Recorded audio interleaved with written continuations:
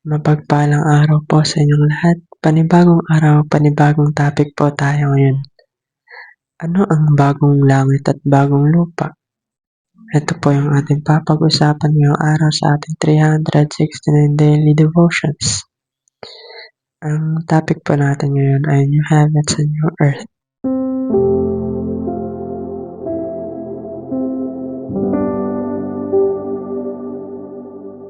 So, ano nga ba ito? Ito yung ere-renewed or babaguhin ng Diyos ang langit at lupa. So, babaguhin sa pamamagitan ni Kristo. Ang ilan ay nililiteral ito. Naunawaan ito bilang isang literal na babaguhin talaga. And ang iba naman ay tinuturing itong simbolo or representation na pagbabago.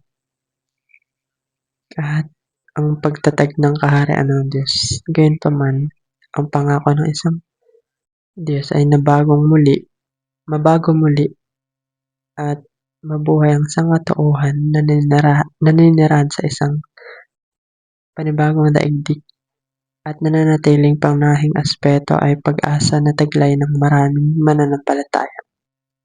So, basahin natin ang Revelation 21 verse 1 at ang sabi dito,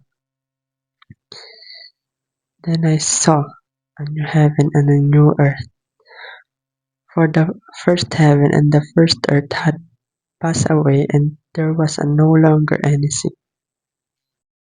At kung tatagalogin naman po natin ito, pagkatapos na ito nakita ko ang isang bagong langit at isang bagong lupa. Wala na ang dating langit at lupa. Wala na rin ang dagat. So, panayhiwatay dito na ang katapusan ng kasakulukuyang kaayusan na minarkahan ng kasalanan, pagdurusa at kamatayan ay mawawala na at ang pagsisimula ng isang perpektong mundo at walang hanggang kaharian ng Diyos. Plano ng Diyos ay lumikha ng isang mundo na walang kasalanan, pagdurusa, kamatayan, kung saan siya ay namamahala ng kataas-taasan at ang kanyang mga tao ay naninirahan sa perpektong makikisama sa kanya. Lahat ng tao ay siya ay sasambahin at lahat ng patay ay mabubuhay at doon na wala ng mga kasalanan. So, sa second coming niya ay gagawin niya yun dahil nga aalisin niya lahat ng mga kasalanan, pati si Satan ay aalisin niya na dahil nga ipupunta siya sa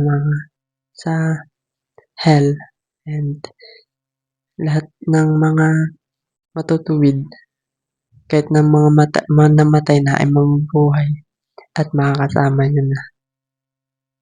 For the glory of God the Father, everything will be just fine.